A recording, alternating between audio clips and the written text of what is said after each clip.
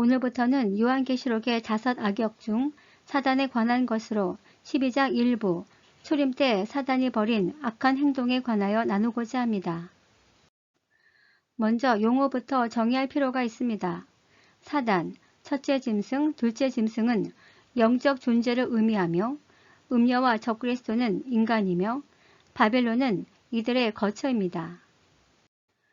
그리고 5 악역의 등장은 7 나팔 기간이며 이 7 나팔 기간에는 세 이야기가 동시에 전개되는데 먼저 심판 배경에 해당되는 첫 번째부터 7번째 나팔이 불리는 스토리가 전개되고 동시에 선한 주인공인 두 증인의 사역 그리고 순교 부활 승천하여 하늘의 첫 열매로 드려져 모든 성도가 대추수되는 스토리가 전개되며 동시에 악역을 담당하는 사단과 두 짐승이 주인공을 핍박하는 스토리가 전개됩니다. 음녀와 바벨론은 십자가 사건 이후부터 계속 존재해왔지만 음녀는 5번째부터 6번째 대접 때 멸망당하고 바벨론은 7번째 대접 때 멸망당합니다. 이제 사단의 행적을 나타낸 계시록 12장 9절을 살펴보면 먼저 1절에서 5절은 초림 때 사단이 벌인 악한 행위에 대해 나오고 6절은 재림 때 핍박당하는 여자의 모습을 그리고 있으며 12장 7절에서 12절은 재림 때 하늘에서 무슨 일이 있었길래 여자가 핍박당하는지 그 이유를 설명하고 있고 12장 13절에서 17절은 재림 때 사단이 땅에서 행한 일들을 다루고 있습니다. 오늘은 그 첫 번째로 12장 1절에서 5절인 초림 때 사단이 벌인 악한 행위에 대해 다룰 것입니다. 요한계시록 12장 1절에서 2절은 해산을 앞둔 여자의 산통을 설명하고 있는데 여기서 여자는 명백히 이스라엘입니다. 왜냐하면 여자를 수식하는 해와 달, 12별은 창세기 37장 9절에 표현되어 있으며 이는 이스라엘을 상징하기 때문입니다. 그리고 2절에서는 아이는 예수 그리스도이며 여자는 상징으로는 이스라엘이지만 실제 사건에서는 마리아입니다.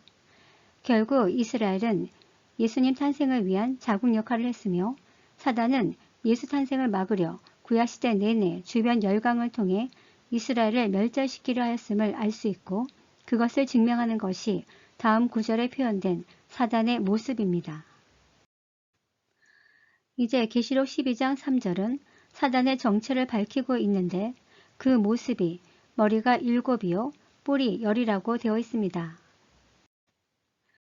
여기서 관심 있게 볼 것은 왕관의 위치입니다. 즉 사단에 대해서는 7머리가 먼저 기술되어 있고 그 7머리에 왕관이 쓰여져 있다고 되어 있습니다. 반면 짐승의 경우 10뿔이 먼저 기술되어 있고 10뿔에 10왕관이 씌워져 있다고 되어 있습니다. 여기서 머리는 나라, 즉 왕을 나타내며 왕관은 그 나라를 실제로 지배하는 영적 존재를 상징합니다. 여기서 7머리는 다니엘서 2장에 등장하는 느부갓네살 왕의 꿈 해석을 보면 금은 바벨론, 은은 페르시아, 동은 헬라 제국, 철은 로마, 그리고 철과 연결된 10발가락은 나중에 나타날 10나라라고 밝히고 있습니다. 그리고 세상 끝날에 뜨인 돌이 나라와 이 세상을 무너뜨리면서 종말을 맞이하게 될 것을 계시하고 있습니다. 이후에 다니엘이 7장에서 다시 한번 환상을 보게 되는데 독수리 날개 달린 사자는 바벨론, 새 갈비뼈를 물고 있는 곰은 페르시아, 새의 날개가 달린 표범은 헬라 제국, 무서운 짐승은 로마, 그리고 그 머리에 난 10뿔은 그 나라에서 일어날 10왕이라고 직접 밝히고 있습니다.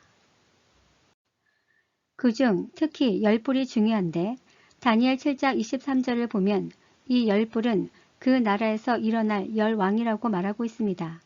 그리고 이 표현은 계시록 17장 12절에도 표현되어 있습니다. 또한 이 10왕은 하나님과 성도를 3년 반 동안 대적하다가 심판당할 것을 계시하고 있습니다. 이를 종합해보면 4개의 머리는 바벨론, 페르시아, 헬라 제국, 로마 제국을 상징하고 이후 10나라가 일어나게 됩니다. 그러면 나머지 두 머리는 다니엘 시대보다 앞서 있었던 제국, 즉 애굽과 아수르가 됩니다.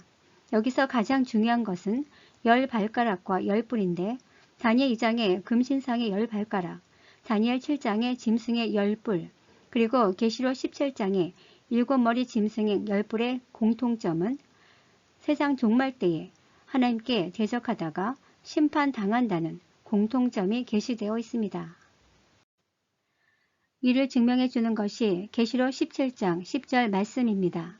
즉 사도 요한 당시 기준으로 애굽, 아수르, 바벨론, 페르시아, 헬라 제국 등 5은 망하였고 로마 제국은 현재 있으며 다른 하나는 재림 때 나타날 10나라로 아직 이루지 않았다는 표현으로 정확하게 맞아떨어집니다. 이런 이유로 전천연설에서는 10나라에 대해 오늘날 유럽연합을 의미한다. 전 세계가 10나라로 분할한다. 전 세계 모든 불신자 나라를 상징한다는 등 다양한 의견이 제시되고 있습니다. 반면 무천연설은 머리는 주로 지식과 지능, 나아가 권세를 상징하며 뿔은 권세나 힘을 상징하고 숫자 10과 7은 완전함과 충만함을 상징하여 이를 종합하면 사단이 가진 막강한 권세를 표현했다라고 주장합니다.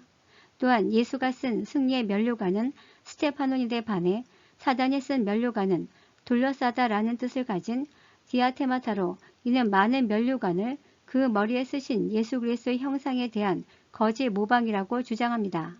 이러한 무천연설의 해석의 위험성은 창세 이후 사단의 역사적 궤적과 행위를 모두 삭제시키고 있다는 점입니다.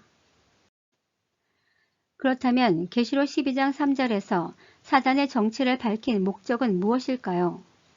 먼저 사단은 이 세상의 공중권세 잡은 자로 구약시대 내내 제국을 통해 이스라엘을 멸절시키려 하였으나 실패하고 다시 예수 그리스도의 탄생을 막으려 하였으나 실패하였습니다. 그럼에도 불구하고 여전히 십자가 사건 이후부터 세상 종말까지 권세를 잡고 복음의 확산을 방해하지만 이 또한 실패할 것이며 마지막에 재림을 막기 위해 재림 직전에 무슨 일을 벌이는지 알려주려고 사단의 과거적 행적을 통해 그 정체를 밝히고 있습니다. 그리고 12장 4절은 아기 예수를 죽이려는 사단의 음모에 대해 말하고 있습니다.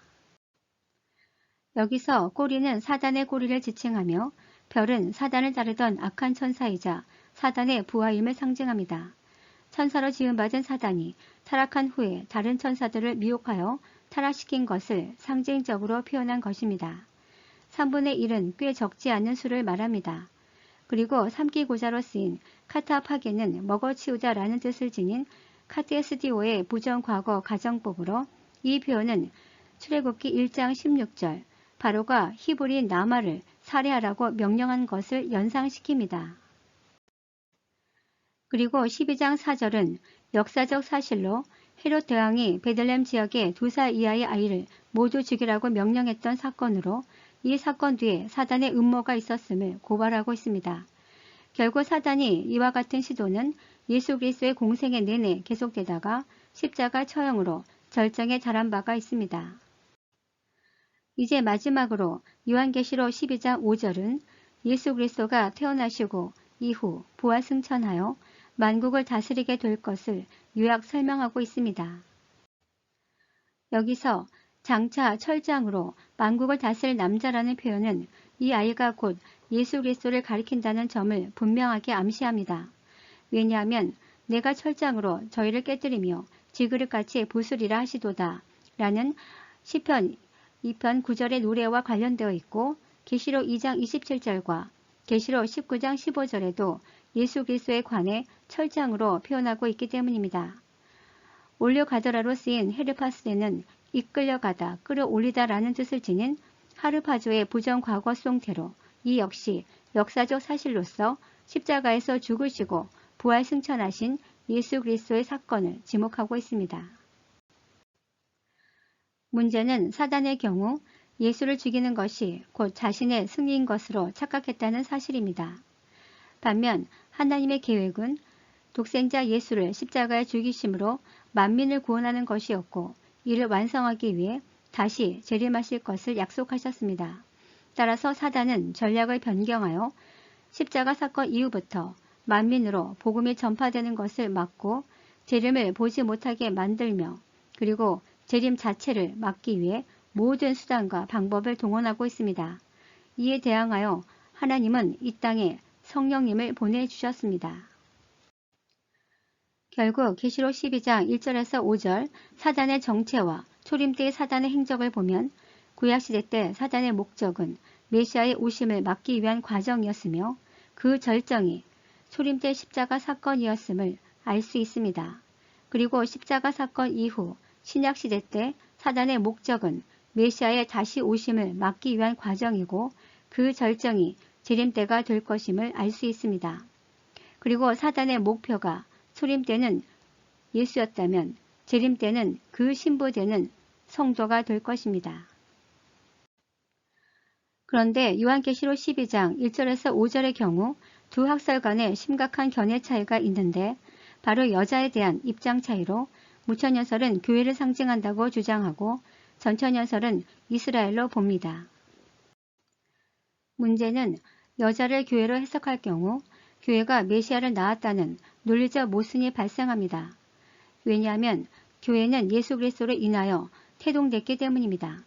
이에 관하여 무천연설은 하나님께서 메시아를 보냈듯이 교회가 주체적으로 메시아를 낳았다는 의미가 아니라 구약교회라는 그림자를 통해 메시아가 예표되었고 그 예표 위에서 메시아가 이 땅에 오셨다는 의미에서 낳았다라는 의미로 보면 문제를 해결할 수 있다라고 주장합니다.